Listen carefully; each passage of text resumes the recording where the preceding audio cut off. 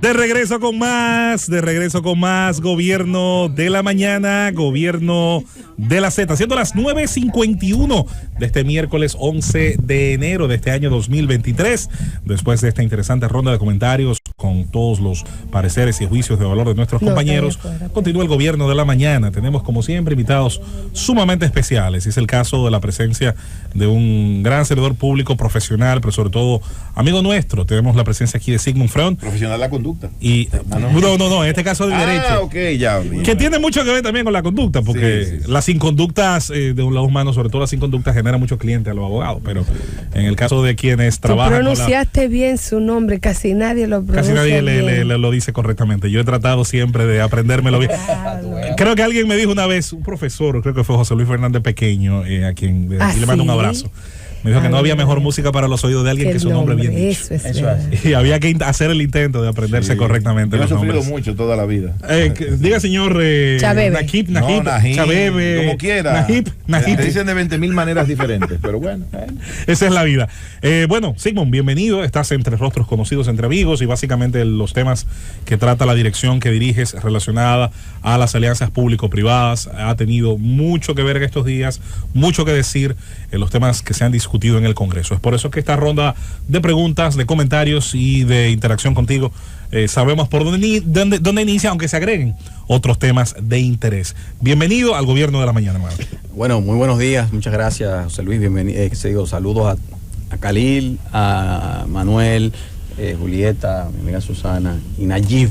De verdad, ahí lo pronuncié correcto. Con la terminación libanesa. Contento de estar aquí con ustedes en el día de hoy, de verdad, con todos estos temas interesantes a discutir. Bien, nos gustaría escuchar tu valoración, tu ponderación de la aprobación en el día de ayer del proyecto de ley de fideicomisos públicos. O sea, lo que se aprobó ayer en el Congreso Nacional satisface a la dirección de alianzas público-privadas. ¿Es lo que se esperaba de este proyecto de fideicomisos públicos? Najib, yo te voy a ser bastante honesto con mi apreciación sobre lo que ocurrió en el día de ayer. Ustedes saben que nosotros estuvimos promoviendo y discutiendo durante muchas semanas, meses ya. Lo que pasa es que esto se intensificó los últimos días de diciembre, pero ese era un proyecto de ley, como hemos mencionado anteriormente, que fue aprobado en el Senado en mayo del 2022. O sea, estamos hablando más de 7 meses atrás. Y llegó a la Cámara de Diputados en junio del 2022. En lo personal asistí alrededor de 4 a 5 reuniones en la Comisión de Hacienda, en la cual se discutía el tema con los diversos partidos. También algunos organismos de la sociedad civil también fueron allá, como Finju, Participación Ciudadana, Asofidón, que es la asociación que regula las fiduciarias, o que regula, no, que aglutina las fiduciarias en la República Dominicana, por lo cual te hago ese recuento, porque el proyecto de ley estuvo bastante discutido durante mucho tiempo en el ámbito del Congreso. Lo que ocurre es que en diciembre sale del ámbito del Congreso y se va a la palestra pública por una serie de comentarios que hacen algunos partidos de oposición cuando ven que ya el proyecto es una casi realidad su aprobación, porque el hemiciclo lo pone en la agenda para discutir. Nosotros siempre establecimos como punto principal de ese proyecto de ley el hecho de que nosotros podíamos seguir trabajando los fideicomisos públicos sin normativa jurídica, como se ha venido trabajando durante los últimos 10 años, tanto el gobierno pasado como nuestra gestión.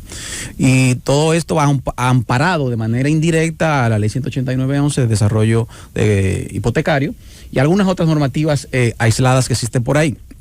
Pero el presidente de la República entendía, y como fruto también de lo que ocurrió hace un año atrás con el tema de Punta Catalina, que ya era necesario que se regulara de manera completa y de manera directa todos los fideicomisos públicos por el protagonismo que estos venían asumiendo cada día más en la gestión de gobierno del presidente Luis Abinader y por la preponderancia que algunos de ellos ya han ido asumiendo en la sociedad dominicana, tal como RD Vial, como el fideicomiso Juan Bosch y otros fideicomisos importantes que fueron creados en la gestión del presidente Danilo Medina. Entonces, nosotros, te digo eso porque el hecho de que nosotros hayamos enviado al Congreso una ley de fideicomisos públicos, lo que buscaba era autorregular nosotros mismos, o sea, nosotros como gestión de gobierno, porque nosotros no teníamos ningún inconveniente en seguir desarrollando fideicomisos aislados de una normativa o sin normativa, pero lo que quisimos hacer esa normativa con la finalidad de fortalecer este vehículo.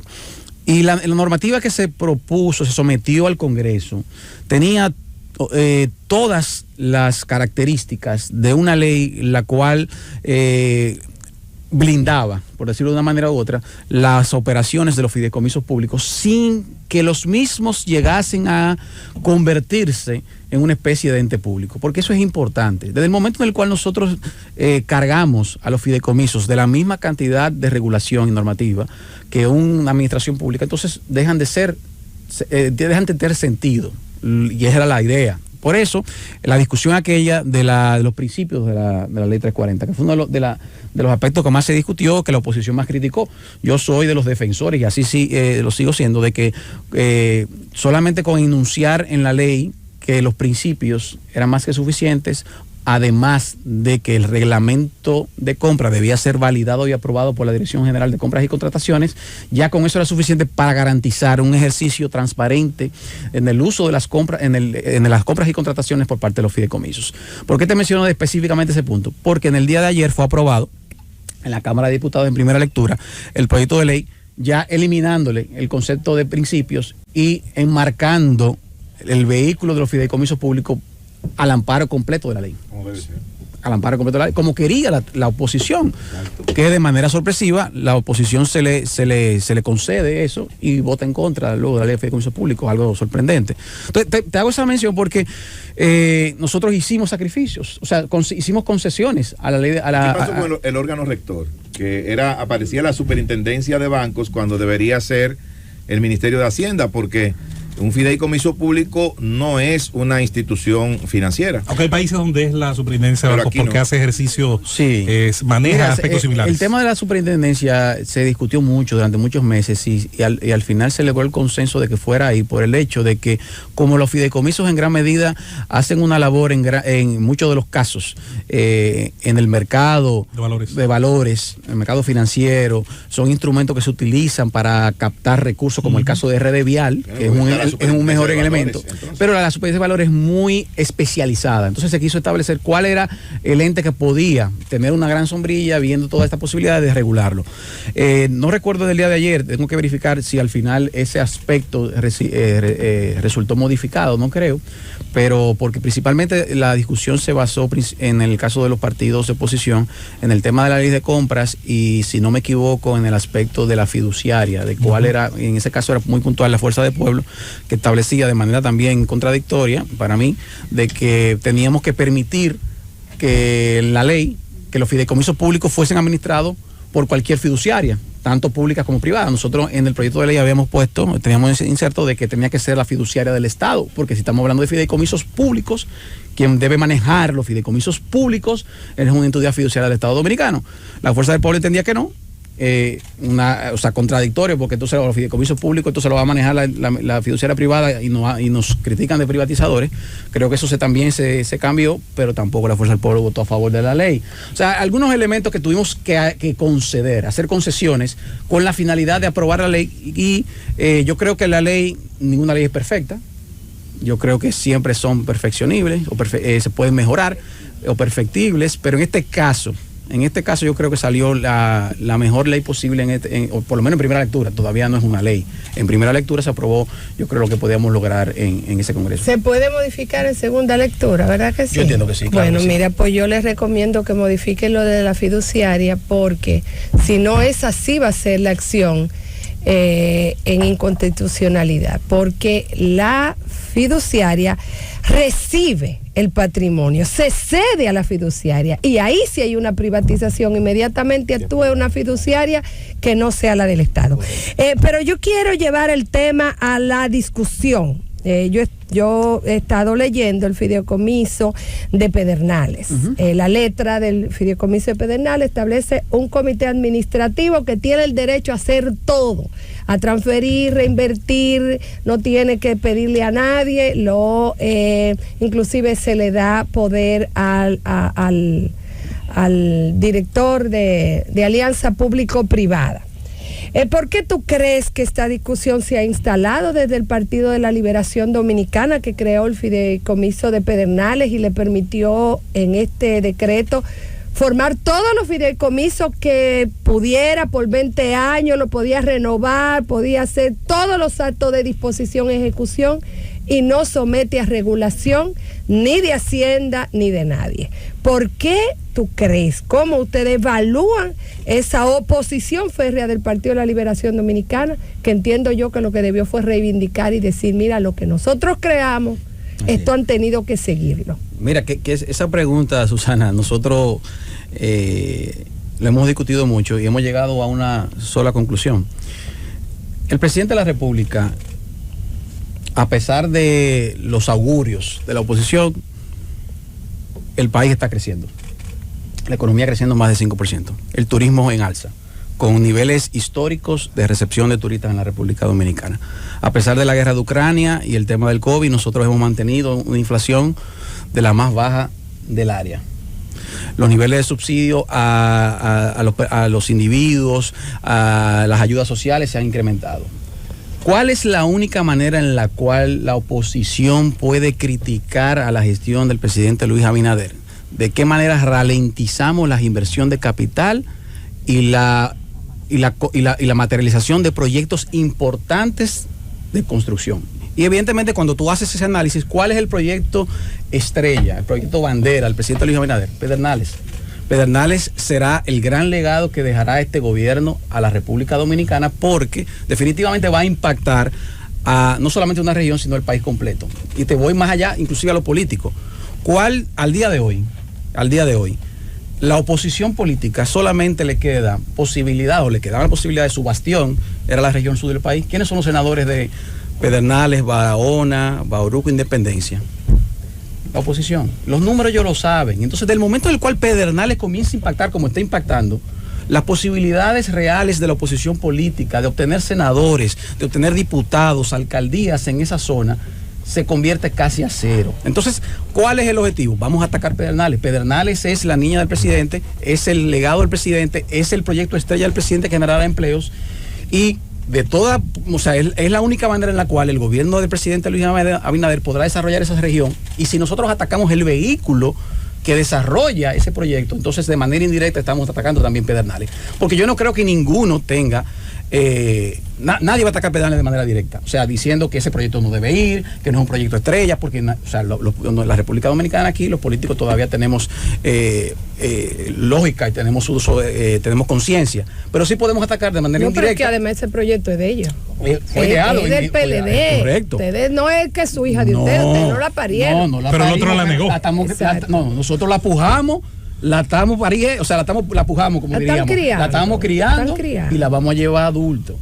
El PLD la concibió, pero duró 5 años, desde el 2015 cuando creó ese decreto, que no hizo absolutamente más nada. ¿Por qué? Miles de razones se pueden haber dado.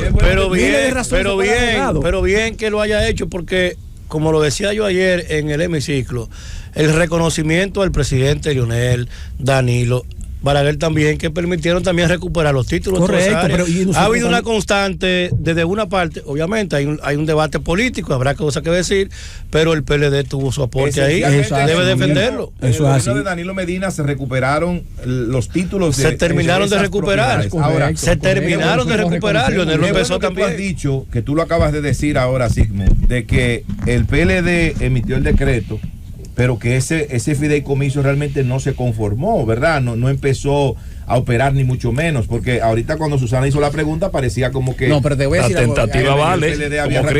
Quiero aclarar algo ahí, Nayib. Lo primero es que el PLD ha dicho que el decreto era una expresión de interés. No. El decreto es una voluntad del Poder Ejecutivo. Es el acto administrativo más importante que refleja la voluntad expresa del Poder Ejecutivo. Ahí Arrancó. está. Ahora, ¿qué ocurrió, señores? Es importante recordar lo siguiente, Aníbal. Es importante recordar lo siguiente. Ese decreto establecía la parte final, uno de sus últimos artículos, porque recuérdese que ese decreto fue dictado en el transcurso del conflicto de la tierra todavía. En el 2015. Decía que se iba a crear un fondo de garantías en el cual el Estado Dominicano iba a resarcir a aquellos propietarios entre comillas, de esa tierra para poder desarrollar. Yo no sé si ustedes recordarán que ese artículo dio como fruto una alaraca pública iniciada, yo recuerdo muy bien, por el comunicador muy respetado, Uchi Lora, que como si, señores, le van a pagar a los ocupantes de Valle de las Águilas, a los que se robaron la tierra, a los que han falsificado títulos. Y todo eso generó una dinámica que el presidente Danilo Medina astutamente dijo, espérate, vamos a poner en stop esto. Vamos a esperar que salga la sentencia de la Suprema Corte de Justicia, y por eso es que el decreto no se constituye el fideicomiso. Fue por eso, recordemos eso. Entonces, pero lo que quiero decir, prudencia. una presión política, una presión mediática para ello. Pero la intención estuvo clara. Yo pienso que sí arrancó, centro de gasto, decir que no, evidentemente refleja una incoherencia más de las que vi ayer con el Partido de la Liberación Dominicana, que justamente critica todo lo que hace. Sin embargo, yo creo que está claramente explicado por Sigmund lo que son los elementos técnicos legales de la fortaleza que tiene el fideicomiso para el desarrollo pues de esta zona y de todas las zonas en República Dominicana. Sin embargo, yo quiero que Sigmund nos aclare algunos puntos para la población dominicana de a pie, que se han servido con la mala intención de confundir la buena intención del gobierno del presidente Abinader. El primero, se ha dicho que este tema del fideicomiso público persigue enajenar los bienes del Estado. 1. 2, que pretenden comprar sin ley. 3, que es una ley orgánica, por vía de consecuencia es inconstitucional esta aprobación en primera lectura o su final aprobación.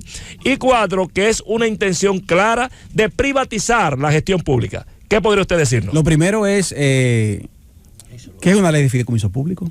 Su propio nombre lo indica, es un proyecto de ley de fideicomisos públicos, y dice dentro de los acápites de la ley, que establece claramente que un fideicomiso público solamente está compuesto cuando el Estado Dominicano aporta activos a un fideicomiso de manera exclusiva. Desde el momento en el cual se introduce un elemento privado, deja de ser un fideicomiso público.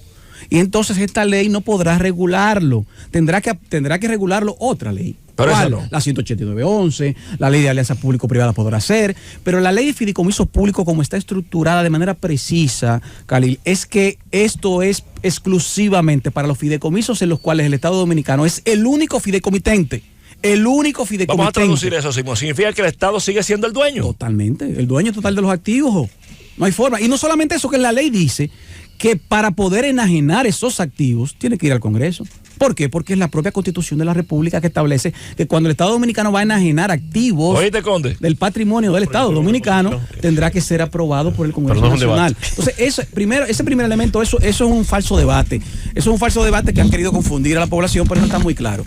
Segundo, el tema de compras. Yo lo que acabo de mencionar, señores, nosotros teníamos el objetivo de que la ley se aprobase como yo me he mencionado, con los principios de la ley, y yo lo he explicado por qué, porque he mencionado en varios casos, en varios momentos, que los principios de la ley es el marco rector de la ley de compras y contrataciones. Los demás son los procedimientos, los procesos, cómo se ejecuta un procedimiento, como los umbrales, el comité de compras y todo lo demás. En este caso, los principios establecen elementos tan puntuales como la necesidad, por ejemplo, de la participación, la promoción de la pluralidad, la transparencia, el interés social como objetivo fundamental de cualquier tipo de propuesta de compra y servicios. Y entonces, con la posibilidad de aprobar un reglamento, y que ese reglamento tenía que ser validado por la Dirección General de Compras. ¿Por qué tenemos miedo, señora, que la institucionalidad del país funcione? La Dirección General de Compras debe funcionar, y si no confiamos en la Dirección de Compras, entonces vamos a abolir entonces la ley en pleno. No, pero es que el problema de la ley en pleno, tú sabes lo que pasa, Nayib, es que aquí hay elementos de la ley que no se van a poder aplicar. Es que son imposibles de aplicarlo. Son imposibles de aplicarlo.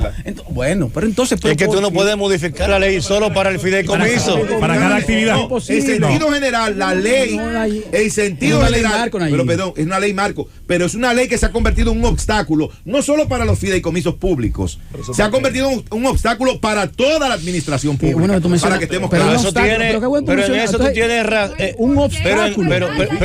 Perdón. En eso la ley lo que debe ser un facilitador, no un obstáculo. Pero la crítica, perdóname, Sidmon, la crítica a la ley de compras que hacen allí, yo la suscribo. Ahora bien, para el puente y el vehículo que estamos creando, tú no puedes meter la ley por completo. Claro que no. Porque la ley de compra, como una ley general de compra que tiene los elementos generales, tú me la puedes hacer un copy-paste para un procedimiento especial como este. Si no lo hiciéramos ley de fideicomiso. Claro, pero si no lo hiciéramos ley de fideicomiso. Aníbal, lo que tú dices, lo que dice Susana, o sea, la ley de compra fue hecha para entes públicos, pero inclusive el Tribunal Constitucional ha dictado sentencia estableciendo, segregando algunos entidades que no deben ser regidos por la ley de compra. Sí. Entonces, ¿por qué el fideicomiso, que en aquel momento ni siquiera existía todavía la figura del fideicomiso en el año 2006, ¿verdad?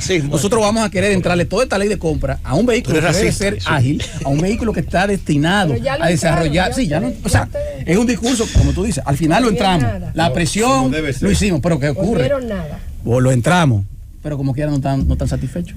Entramos a la ley de compra y como quiera no están de acuerdo. Entonces, yo los apoyo en eso. Porque en el fondo no quieren que haya ley. Yo te quiero, bueno, Conde está primero. No, pero tu tema es del fideicomiso. Pero mira, Sidmon, en tu doble calidad de director legal del partido, PRM, y de delegado ante la Junta, quiero que hablemos un poco de la ley electoral que también está en el debate. Quiero saber tu enfoque.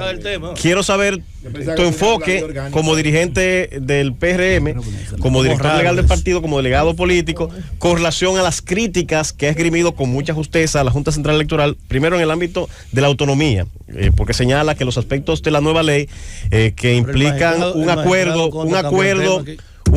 con relación a la designación de algunas direcciones fundamentales como la informática, la dirección del exterior y otras más, y una obligatoriedad de decidir los petitorios en asambleas que deben celebrarse con cierta frecuencia o periodicidad. Eso es en ese aspecto. Y en el aspecto del control de los fondos, particularmente mi aspiración, y así lo he dicho en varios comentarios aquí, le faltan garras a la ley actual, pero también a la propuesta. Entonces quisiera saber, porque no tengo a mano el documento que presentó el PRM, cuál es la posición del partido con relación a esas críticas que se han esgrimido, y si compartes esa visión de control y esa reducción de la autonomía que plantea el proyecto discutido. Mira, Manuel, permíteme antes de entrar ahí, terminar, porque no quiero dejarlo en el aire, algo que Cali me preguntó sobre la categoría de orgánica o no de la ley de fideicomiso. Antes de entrar ahí, porque no quiero dejarlo en el aire, porque eso no es parte... estamos de acuerdo en eso, pero vamos a dejar que el invitado hable. No, porque tú sabes que es parte de los argumentos que hoy hace la oposición para tratar de descalificar la aprobación del día de ayer. Señores, el artículo 112 de la Constitución es muy clara y nosotros no podemos estar haciendo estos ejercicios jurídicos, políticos para el país, no le conviene a la sociedad que nosotros estemos buscando la manera de cómo desacreditar instrumentos y herramientas tan importantes para el desarrollo de la República Dominicana. Ninguno de los elementos que establece el artículo 112 de la Constitución para configurar una ley orgánica lo configura la de fideicomisos públicos. Por favor. He escuchado de inversión, pero señores, la Constitución es clara. Cuando estamos hablando de inversión, no estamos hablando de este elemento. El fideicomiso público no tiene ningún aspecto vinculante, parecido, ni relativo, ni similar a lo que establece la condición del 112.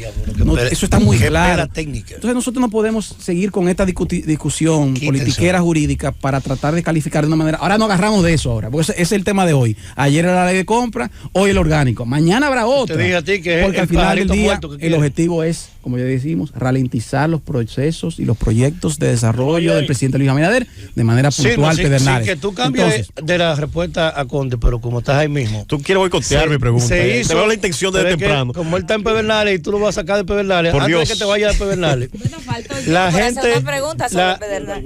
gente está confundida porque se decía, primero, que debía arrendarse los terrenos. Sí. Y segundo, que estábamos nosotros aportando 48,000 metros nuevos a lo que ya se había dado. Sí. Mira, lo primero es importante aclararlo, quiero entrar sobre el tema de los metros.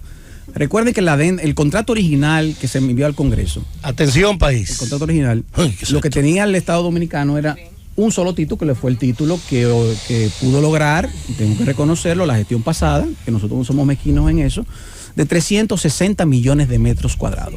Ese título comprendía todas las áreas protegidas de la región, o sea, es decir, Parque Nacional Jaragua, Sierra Bauruco, área de recreo Cabo Rojo Pedernales y Bahía de las Águilas. En aquel momento, cuando nosotros enviamos al Congreso el contrato de fideicomiso, se hacía mención de ese título porque ese era el único título que teníamos, en el cual establecía que sobre esa área de desarrollo se iba a ejecutar el proyecto de Pedernales. Pero existía una cláusula en ese contrato original que establecía que nosotros como Estado Dominicano íbamos a proceder a deslindar la porción exacta sobre la cual se iba a desarrollar el proyecto de Cabo Rojo Pedernales, que tomábamos como referencia el título más de 360 millones de metros, porque el que existía, pero que íbamos a proceder con un deslinde. Durante varios meses, un proceso de deslinde, ustedes saben, toma mucho tiempo, y más en una área de terreno tan amplia. Cuando nosotros obtuvimos los títulos de 44 millones de metros, lo que estamos haciendo es, de los 360 millones de metros que tenía el título madre, excluyendo esos 44, que serán los aportados, los otros 316 se quedaron para el Estado, el provecho, el uso del Estado Dominicano, que son las áreas protegidas. Nosotros no estamos aportando 44 millones de metros más, es todo lo contrario, estamos excluyendo... Exacto, estamos solamente aportando los 44 y excluyendo los 316 para garantizar que el Estado Dominicano no sea afectado en sus intereses, en sus áreas protegidas tan importantes en esa zona. Eso está muy claro, señores. Eso no entiendo por qué se confunde en ese sentido. ¿Y con ley electoral? ¿Arrendarlo o arrendar? venderlo? Bueno, mira, yo escuché también a algunos amigos de la oposición hablar sobre el tema del arrendamiento. Extraño, porque como mencionó Susana, en el 2015 el decreto permitía vender, ceder, hipotecar, regalar, donar, entregárselo a los hijos, a la mamá, a los nietos, tomar prestado, todo con los títulos de Pedernales. Todo se podía hacer. Nosotros no hemos cuidado de eso. Si ustedes me encuentran en cualquier adenda del contrato de Pedernales que nosotros digamos que podemos vender de manera directa, yo me paro y me voy de aquí. ¿Por qué? Porque nosotros hemos revisado de manera muy, muy precisa. Ahora, lo que sí nosotros hemos hecho, porque somos muy responsables. Desde el primer momento nosotros hemos dicho que esto debe ser un proyecto de alianza público-privada. ¿Qué significa? El Estado no puede desarrollar Pedernales de manera exclusiva. No tiene la capacidad ni financiera, ni logística, ni experiencia, ni el know-how. Necesitamos aporte de capital. Señores, la primera fase de Pedernales son 1.300 millones de dólares. Son 9 hoteles y un aeropuerto que son 1.300 millones de dólares. ¿De dónde el Estado Dominicano tiene 1.300 millones de dólares? No hay manera. Entonces, ¿cómo nosotros podemos lograr una alianza público-privada? Bueno, creando un vehículo, en algún momento tenemos que crearlo, en el cual el Estado Dominicano aporte parte de esos activos, que son esos terrenos, y el capital privado venga y complemente para poder construir las edificaciones hoteleras. Nosotros hemos sido en todo momento muy claros en eso. Para eso no era necesaria la ley de fideicomisos públicos, sino la ley de alianza público-privada. Es que nosotros no hemos dicho pero yo lo dije al principio. Nosotros no necesitamos la ley de fideicomisos públicos para seguir desarrollando. No, todo lo contrario. No lo necesitamos. Es correcto, es todo lo contrario. La Fuerza del Pueblo ha dicho, nosotros no aprobamos el fideicomiso de Pedernales porque no hay ley de fideicomiso público. Ese fue su argumento. Por eso le llevamos la ley de fideicomiso público. Ahí está. Entonces, ¿qué te digo? En el caso del arrendamiento, señores, el que tiene un mínimo de experiencia y conocimiento en esta materia, yo te voy a decir una cosa, pero Susana, pregúntale a Marriott International o al fondo de inversiones más grande del mundo que venga e invierta 200 millones de dólares por un arrendamiento por un arrendamiento que puede ser revocado por una gestión que en 4 años, que venga otro partido. O sea, ¿quién es que va a meter 1.300 millones de dólares por arrendar terreno? Eso no es de verdad, señores. Entonces no querramos vender algo que no es posible. Ahora, si lo que queremos es no hacer el proyecto de Pedernales, ¿qué vamos a hacer entonces? ¿Un arrendamiento? ¿Qué hacemos? El Estado va a ser socio y nunca dejará de ser socio, con mayoría. Le vendemos una parte, es venderle una parte. No vamos a vender terreno, vamos a ser socios en un vehículo, ya sea un fideicomiso, ya sea una compañía, en el cual el Estado Dominicano va a tener la mayoría, el sector privado tendrá minorías, se controlará en un board. Lo que ocurre con Gejaina. ¿Quién puede desconocer que Gejaina ha sido un éxito? No es la primera vez. Gejaina ha sido un éxito. Y no fue la gestión nuestra. Fue la gestión del presidente Leonel Fernández, si no me equivoco. En Alianza Público-Privada. Y ha sido un éxito Gejaina. El Estado Dominicano ha recibido múltiples beneficios. Lo que nosotros estamos buscando es una participación público-privada en la cual el Estado tenga mayoría, pero ese que aporta, y que se pueda desarrollar. Si permiten allí que responda la pregunta, por favor, con relación al tema electoral que formulamos hace. Y que mi hermano Aníbal Díaz se encargó de atropellar. Pero deja que responda. Vamos a ese tema y volvemos. También está confundido. La otra semana para hablar de los partidos políticos. Mira, o sea, que la puedes dejar para la próxima semana. No, este es el momento, adelante. Mira, Manuel, importante. Hay algo importante. La ley que se aprobó en el Senado es fruto del consenso de muchos meses, tanto en el CES como en el propio Senado, de todos los partidos políticos. E incluso, yo no sé si ustedes saben esto, la propia Junta Central Electoral hizo retiro de su iniciativa con la finalidad de que se aprobase este que se estaba discutiendo en el Senado. Evidentemente hay algunos aspectos que nosotros entendemos que deben ser mejorados en la ley, y por eso el presidente del partido ha enviado el mensaje de que queremos consenso y vamos a buscarlo en la Cámara de Diputados para aprobar la mejor ley posible. Ahora, hay cosas importantes que la Junta Central Electoral no quería que se aprobase, que yo creo que son necesarias. Por ejemplo, el tema de las reuniones periódicas. ¿Por qué la Junta Central Electoral en un proceso electoral, en un año preelectoral, no se oponía a que los partidos se reuniesen de manera periódica con ellos? Ese es el órgano regulador de nosotros, los partidos políticos. O sea, nosotros estamos poniendo que por lo menos una vez al mes. Eso no es tanto. O sea, ¿cuál es el problema de que nosotros podamos discutir con el Pleno de la Junta las situaciones que nos preocupan, los elementos que tienen que mejorar en el sistema? Pero de igual manera, ¿por qué nosotros no podemos acceder a las direcciones? ¿Por qué no podemos nosotros acceder a recibir información de la dirección de partidos, de la dirección informática?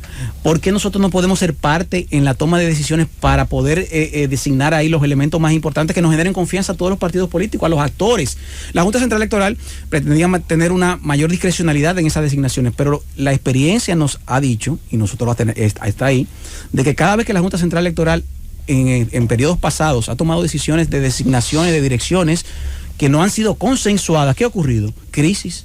Y tiene que venir la Iglesia Católica, el CONEP, todo el mundo a consensuar, a buscar, a poner... No, señores, los partidos políticos ya tienen la madurez posible de poder discutir, y lo hemos hecho. Mire, esa Junta Central Electoral actual, a pesar de que el PRM tiene mayoría congresual, no impuso una Junta Central Electoral a imagen y semejanza, sino que buscó elementos que entendían que podían generar confianza a toda la sociedad. E incluso se nos acusa a nosotros que es una Junta más vinculada a la fuerza del pueblo que al PRM y a la sociedad civil. Eso se nos acusa constantemente. Entonces, yo entiendo que hay elementos que hay que revisar.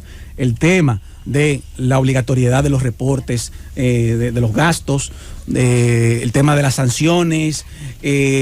Tenemos que reforzar algunos elementos preventivos para el tema del gasto de campaña. Ahora, no podemos tampoco, que eso es otra crítica que yo hago, porque la Junta Central Electoral pretendía seguir controlando algunos aspectos sancionadores, pero obviando que existe un Tribunal Superior Electoral. Ya hay sentencias del Tribunal Constitucional que establece claramente cuál es el organismo competente para conocer los delitos electorales. Si son de tipo penal, va a la jurisdicción penal, pero si son de tipos electorales, va al Tribunal Superior Electoral. No podemos abrogar esa competencia del tribunal para pasar a la Junta Central Electoral. Pero lo administrativo sancionador, que no es puramente penal. Pero lo que pasa, claro, pero lo que te voy a decir, ¿cómo la Junta Central Electoral va a juzgar durante un proceso cuando lo que la Junta debe hacer es simplemente poner en manos del Tribunal Superior Electoral o de la Procuraduría Electoral aquellos delitos administrativos electorales que entiendan que se ha violado? Uso incorrecto de fondos. La administrativa, porque ustedes saben que la administrativa... No, la sugerencia es que se hace la ley, es terminar con esa discusión y que sea el electoral que asuma esa función. Así que debe ser, Volvemos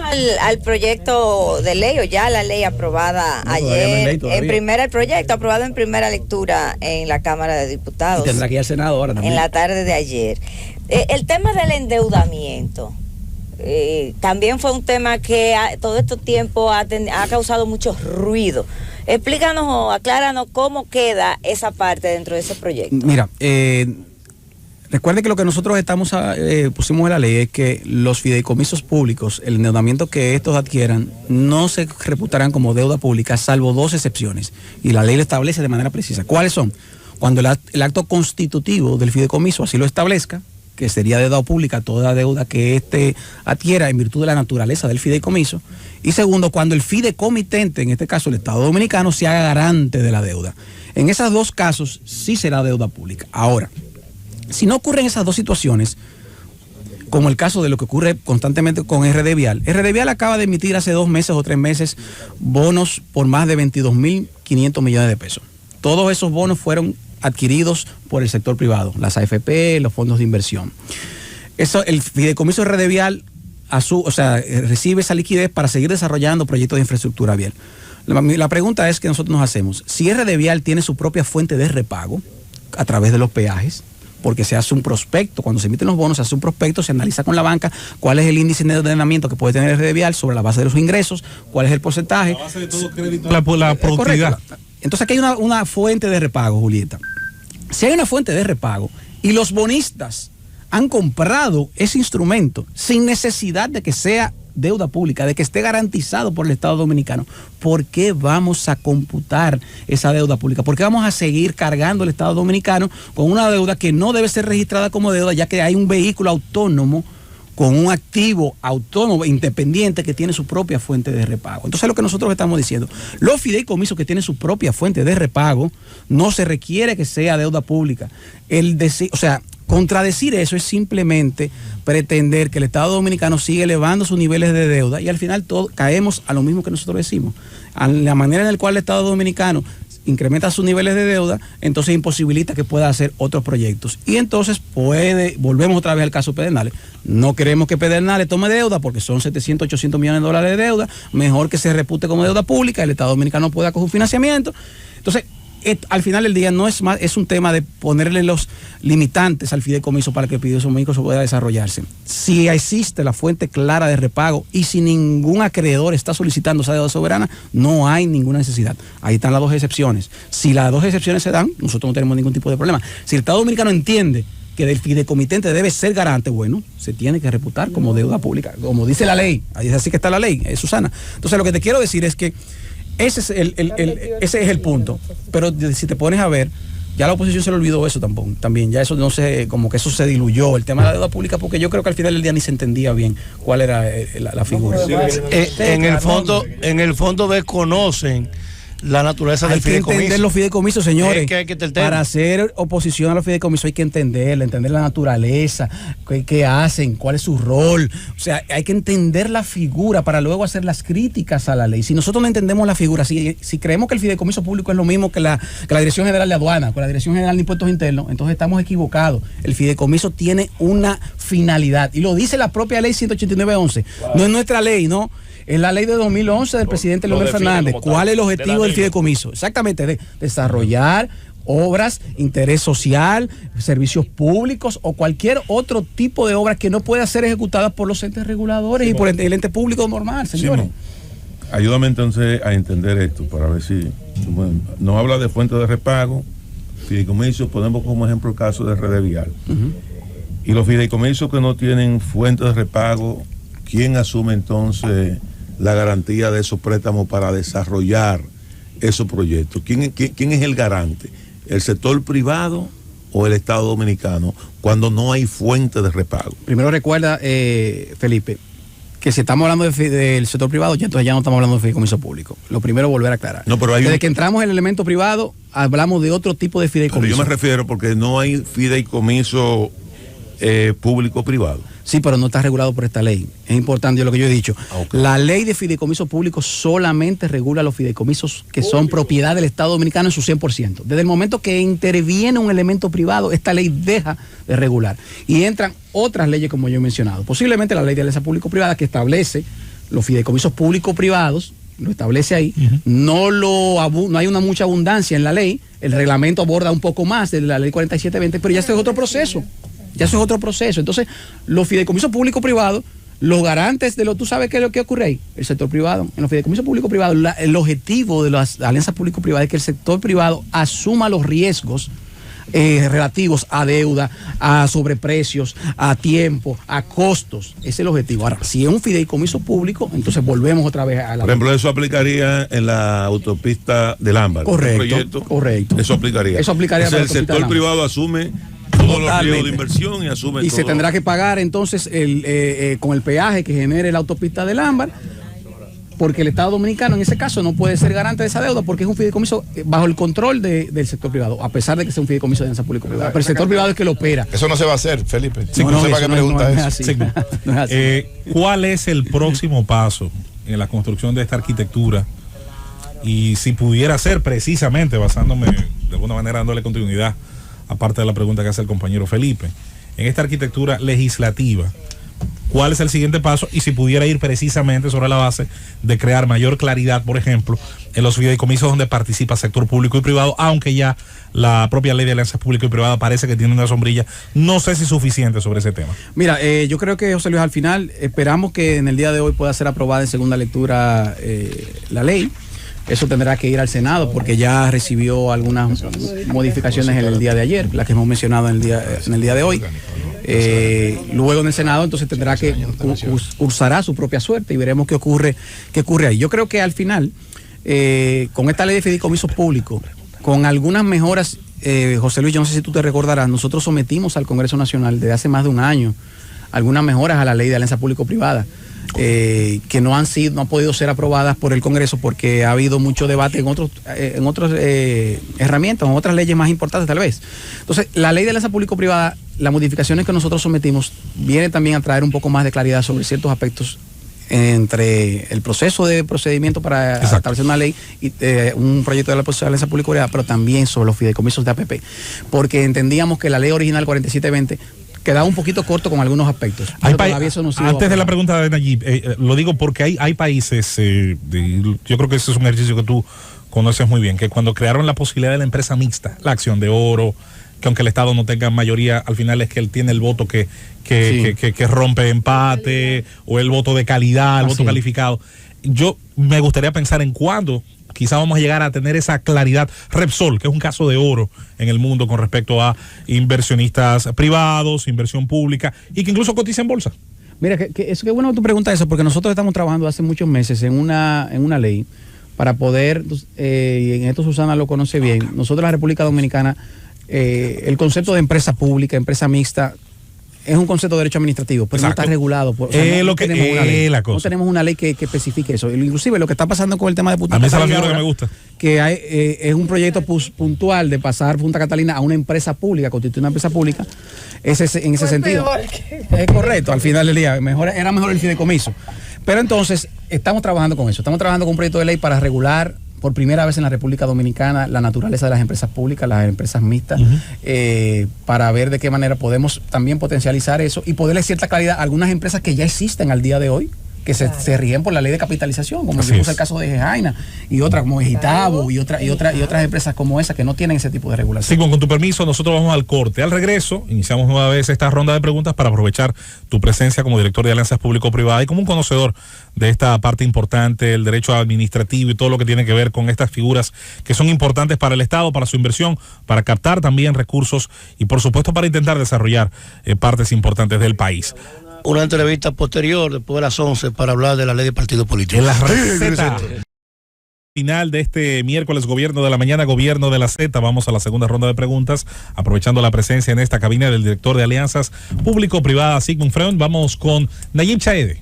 Gracias, José Luis Mendoza. Fíjate, hace un ratito, el amigo Khalil Michel le hacía la pregunta, dentro de otras, claro, a Sigmund Freund, sobre el tema de la ley orgánica o una ley ordinaria, la ley de fideicomisos públicos en la República Dominicana. Yo solamente quiero leer brevemente un fragmento del artículo 112 de la Constitución de la República.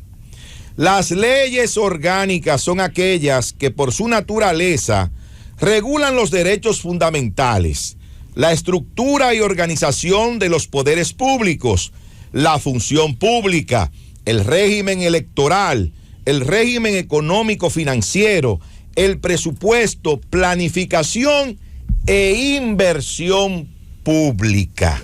Continúa, pero ya lo que sigue de ahí en adelante no viene al caso para el tema que estamos tratando. Entonces, la pregunta es la siguiente. La aportación que hace el Estado Dominicano de sus activos a la conformación o creación de ese fideicomiso público no es inversión pública por parte del Estado Dominicano? Mira, Esa Nayib, es la pregunta. Nayib, qué bueno que tú vienes con ese artículo. Para yo aclararle a los amigos que están escuchándote, a ti y al PLD, para que no pierda tiempo sometiendo acciones de inconstitucionalidad. No tenemos tribunales. No, ya decirle al amigo Dante que no se ponga en eso, a perder su tiempo. Mira, hay que leer detenidamente y hay que leer con los puntos y comas para poder entender los artículos de la Constitución. Si te pones a ver ese mismo artículo, ¿qué dice? Las leyes orgánicas son aquellas que por su naturaleza regulan los derechos fundamentales, punto y coma. La estructura de organización de los poderes públicos, punto y coma, ¿verdad? Otro tema. La función pública, punto y coma. El régimen electoral, punto y coma. El régimen económico y financiero, punto y coma. Y ahí viene. El presupuesto, coma. Planificación, coma, e inversión pública. No punto y coma. ¿Qué significa? Cuando habla del presupuesto, planificación e inversión pública, es del presupuesto nacional. Es de la ley presupuesto. Mira, no, eso es lo que tú interpretas. Allí, pero ahí están los puntos y la coma. No.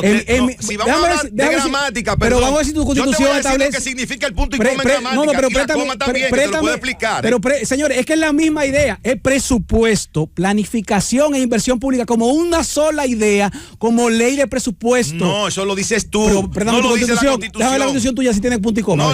No lo dice. No, porque la mía tiene punto y coma. El punto y coma es un cambio de idea en el texto. Entonces aquí no hay punto y coma, es la misma. Claro que sí. Presupuesto, planificación e inversión pública. No, planificación Vamos a darle punto seguido. Pero no habla de régimen de inversión pública, habla de la inversión que está contenida dentro del presupuesto. Porque hay que leer con coma, no punto y coma.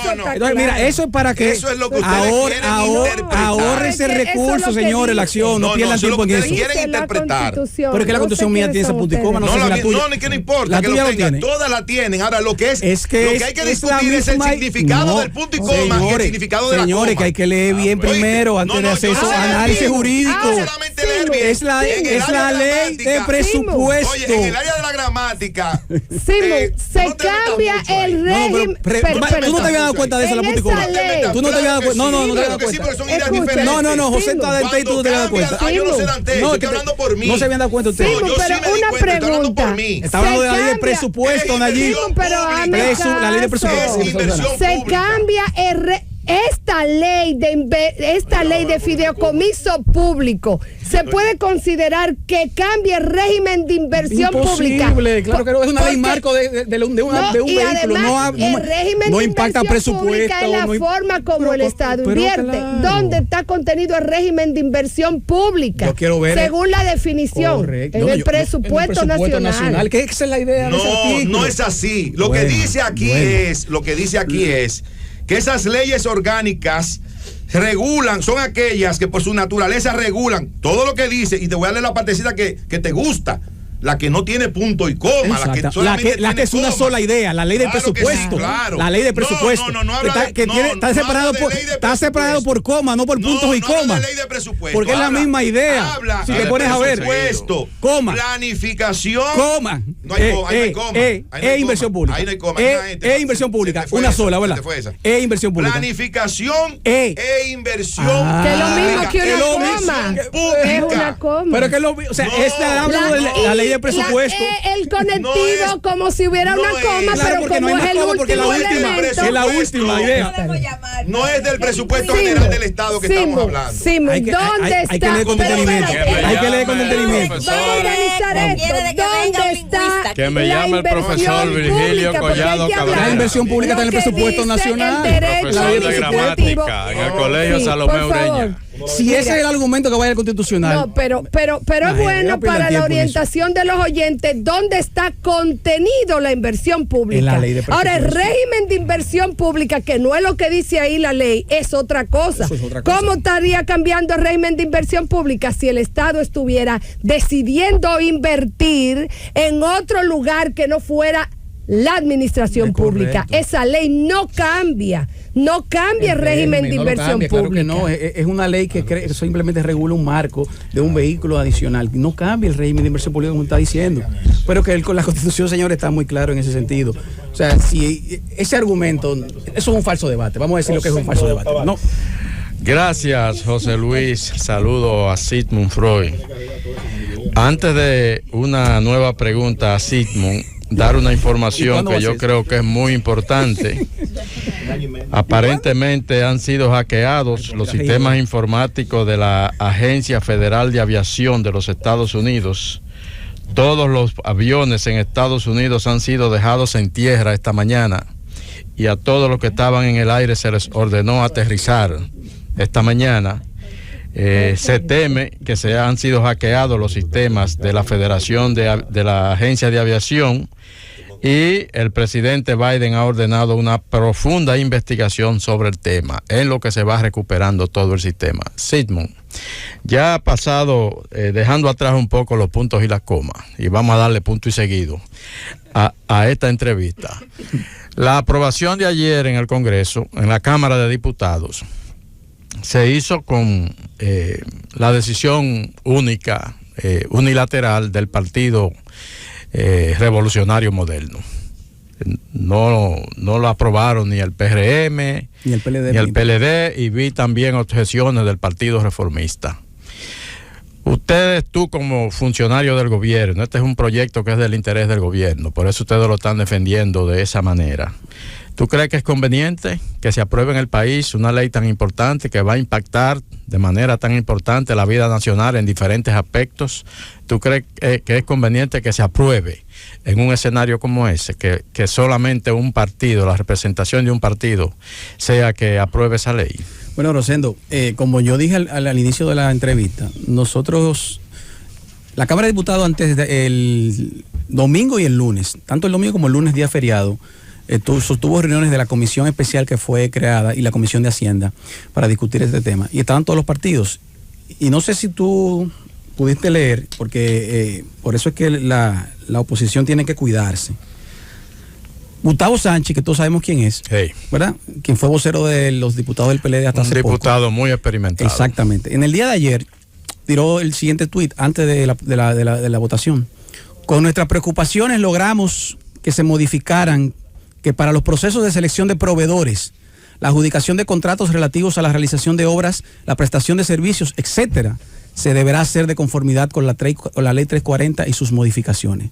Como organización, el PLD en línea demuestra una vez más su vocación crítica constructiva y gracias a sus observaciones, hoy logramos modificar los artículos que limitaban el poder público frente al proyecto de ley de fideicomiso. Entonces, ¿cómo se explica? Gustavo Sánchez, en un tuit del día de ayer, aplaude las modificaciones, los cambios, y dice que el PLD fue parte fundamental y que por eso va a apoyar la ley. Eso fue ayer. Al momento de votar, votaron en contra, porque el comité político llamó y mandaron una línea, y entre Charlie Mariotti y compañía. Entonces, no es nosotros, señores. Bueno, pero es que Gustavo, y hay otro del vocero, de Juan Julio Campos, que también aprobó, o sea, ahí está el tuit de ayer, aprobando, previo a la votación, que estaba de acuerdo con la ley. Entonces, si nosotros llegamos a los consensos, si le aceptamos cambios que, como vuelvo y reitero, que para mí no debimos aceptarlo, es una posición muy personal, muy personal, con el tema de la ley de compra, es un tema muy personal. Le aceptamos, llegamos a los consensos. Con la fuerza del pueblo le aceptamos lo de la fiduciaria reserva, que era la propuesta que hacía la fuerza del pueblo, encabezada por el vocero Omar Fernández. Se la aceptamos. El presidente Pacheco ayer lo dijo en plena sesión, señores. Pero Omar, nosotros te aceptamos tus sugerencias, ¿por qué tú no votas ahora a favor? Se hicieron las observaciones, se aceptaron las dos observaciones principales y ellos votaron en contra. Entonces, aquí es que ellos no quieren ley, Rosendo, es que no quieren ley. ¿Por qué? Porque no quieren ley, porque no quieren fideicomiso, porque no quieren pedernales. Yo vuelvo y reitero, esto no es un tema de compras y contrataciones, de deuda pública. No, eso no es nada de eso, ni de ley orgánica. Eso no tiene nada que ver con eso. ¿Cómo atacamos las obras de gobierno del presidente Luis Abinader que van a hacer cambiar la realidad económica del país? ¿Cómo atacamos un proyecto que va a generar 30,000 empleos en una de las regiones más pobres del país? ¿Cómo? Atacando no directamente pedernales, porque eso no es político, no es popular, sino atacando los vehículos, atacando de manera aleatoria e impedir que se ralentice ese desarrollo. Entonces nosotros buscamos los consensos. ¿Pero qué podemos hacer, Rosendo? No detenemos. y no hacemos el país, lo sentamos hasta que la Fuerza del Pueblo y el PLD decidan aprobar la ley. No, simplemente se llegó al Congreso y como un ejercicio democrático las mayorías votaron a favor de lo que se aprobó en el día de ayer. A propósito de obras de desarrollo, obras de infraestructura, nosotros tenemos pendientes, se han hecho varios anuncios de obras importantes. El sector eléctrico está un poco estancado, ralentizado, todos los días sube más. El déficit de producción creo que ya está rondando por encima del 5 o 6%. El presidente Luis Abinader ha anunciado la construcción de una planta y la ampliación del puerto de Manzanillo, pero también tenemos una planta que no sé cuándo va a entrar la barcaza en funcionamiento. Está el proyecto de la carretera del Ámbar y hay otro proyecto, porque hemos visto muchos anuncios, pero me gustaría saber en qué orden está eso, cuál es la perspectiva, cuál es la proyección que se tiene, cuándo se inicia la construcción de la planta gas en Montecristi, cuándo se va a instalar la barcaza, cuándo va a entrar en funcionamiento y cuándo vamos a arrancar con la carretera del Ámbar. Mira, Felipe, yo puedo hablarte sobre dos de esas tres proyectos que tú mencionaste. Seguramente puedo hablarte sobre lo de Manzanillo y lo del Ámbar, porque el tema de la barcaza no conozco en detalle ese tema.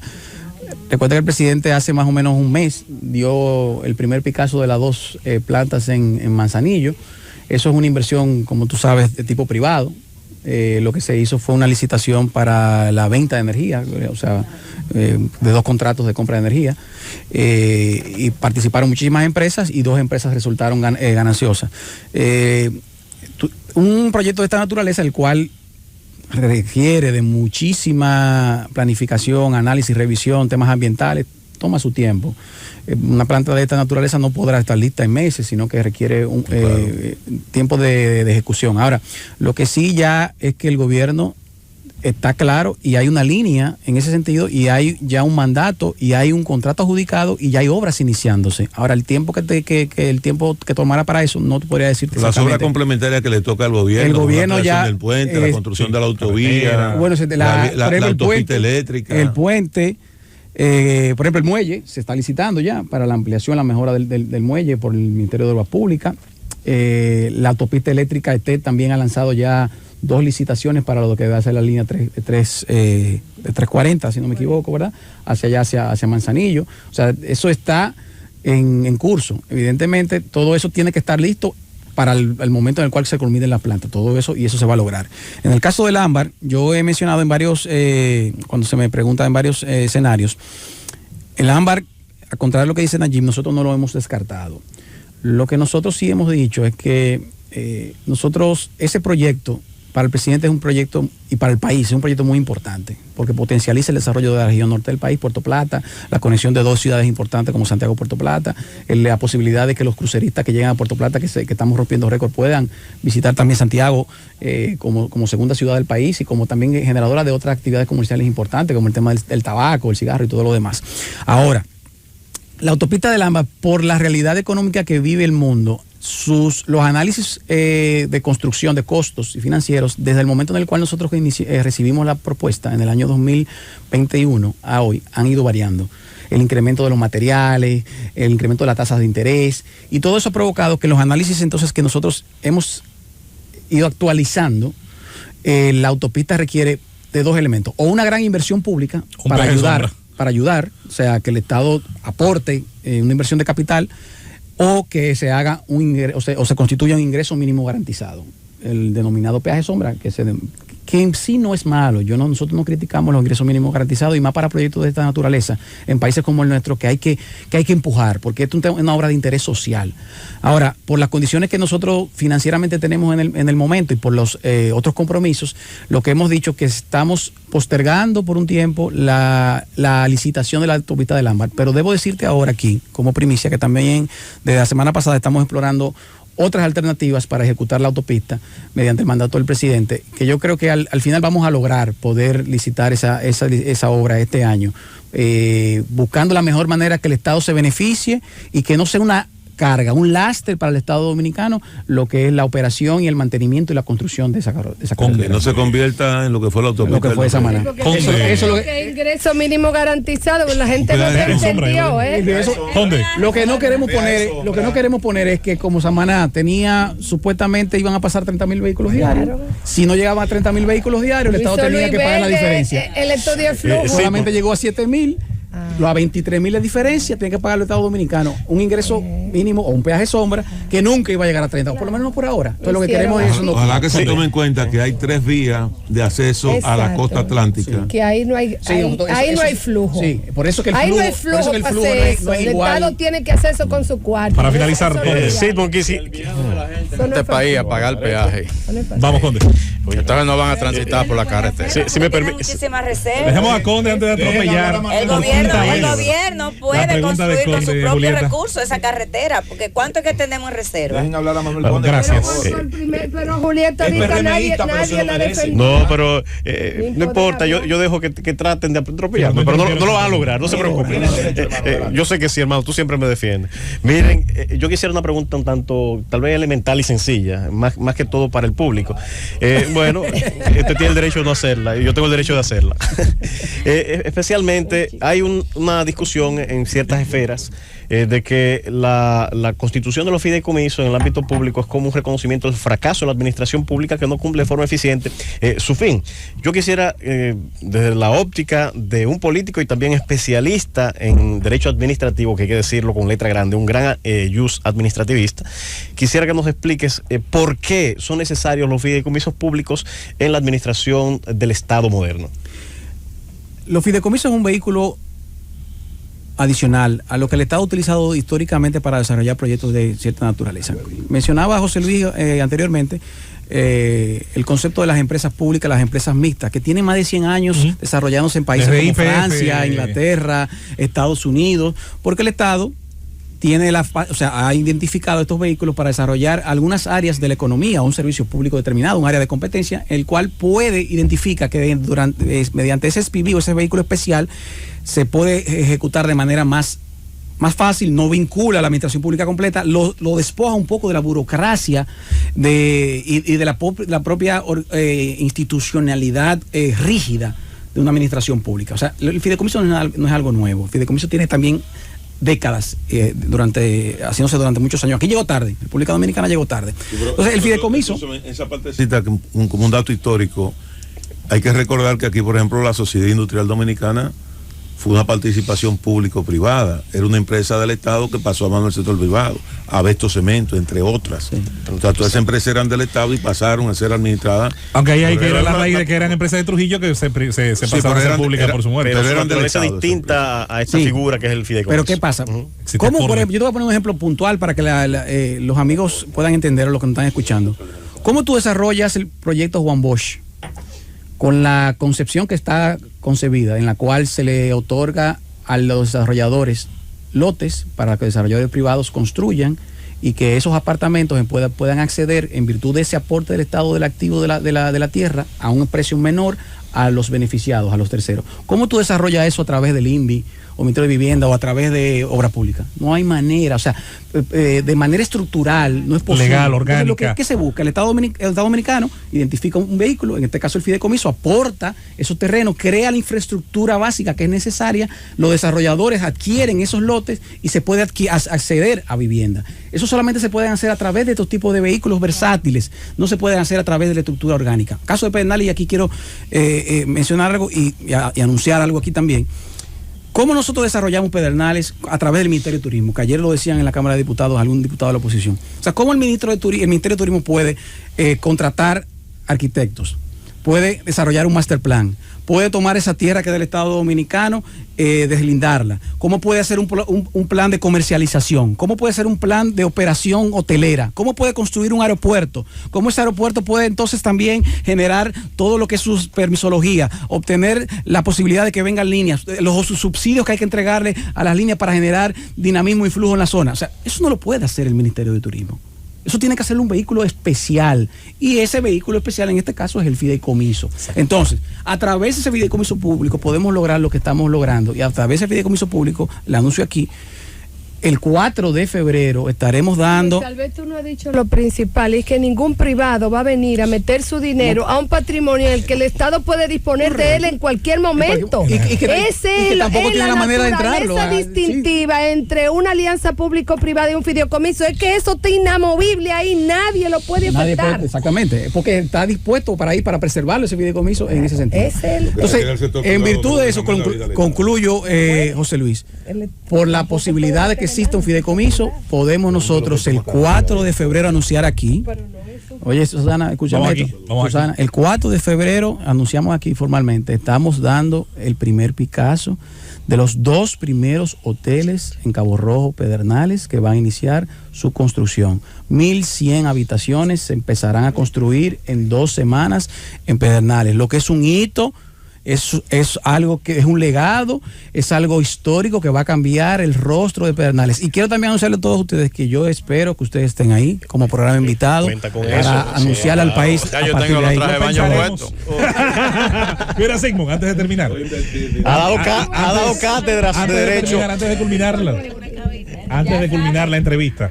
Ya tengo los trajes de baño listos ya. ¿Cuándo termina, Sigmund, el doctorado donde salen esos cerebros tú, Dante, Eduardo? Esperamos ver si lo terminamos este año, si nos permite la función pública. Yo espero que sí. Sigmund, gracias por estar en este Gobierno de la Mañana, que a usted estará con tu invitación allá en Pedernales en esa oportunidad. A mí me tocó, cuando Sigmund regresó al país, luego de completar una maestría en Derecho Administrativo, el primero en este país que lo hacía, a mí me tocó convocarle a la prensa para llevar ese informe al país. Así es.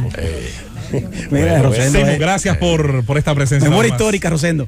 Memoria histórica. Nosotros concluimos con esta entrevista especial, el tiempo que nos ha dado el director de Alianzas Público-Privadas, Sigmund Freund, en el Gobierno de la Mañana. Llévatelo junto.